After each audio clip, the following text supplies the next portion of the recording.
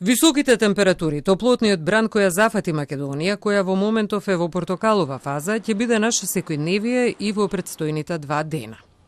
Во Скопје во текот на утрешниот ден се очекува максимална температура до 39 степен.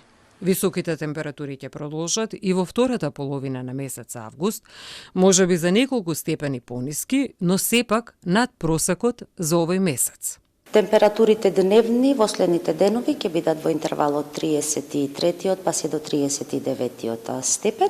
40 степени наместа, особено во јужното Повардарие, очекуваме во деновите од викендот, но може и локално да се достигне и 41 степен.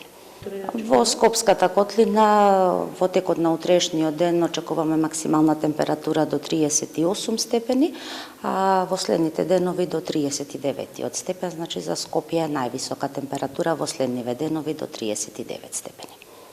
Зголемен број на интервенции бележи итната медицинска помош. Во континуитет и Институтот за јавно здравје ги советува граѓаните да ги почитуваат препораките додека трае топлотниот бран, да можат да ги препознаат симптомите кои можат да бидат алармантни, да се избегнуваат напорни физички активности во периодот меѓу 11 и 17 часот, да се носи светла облека, доколку се престојува во затворени простории да бидат соодветно климатизирани и начинот на исхрана да биде соодветен на препораките. Но и покрај тоа што Македонија не се соочува за прв пат со топлотен бран, загрижува фактот дека некои граѓани сепак не ги почитуваат препораките.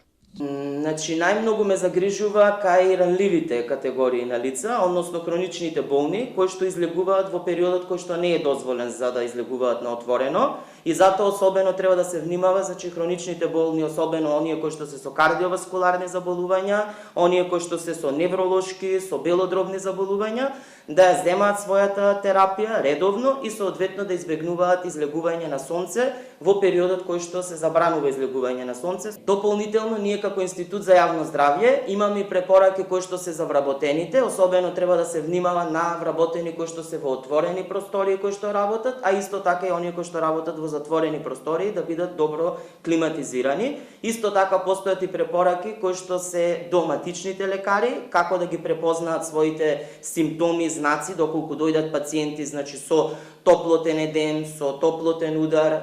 Во меѓувреме, Сојузот на синдикати на Македонија ги повика работодавачите да спроведат мерки за заштита на здравјето и безбедноста на работниците поради високите температури што се предвидуваат во наредните денови.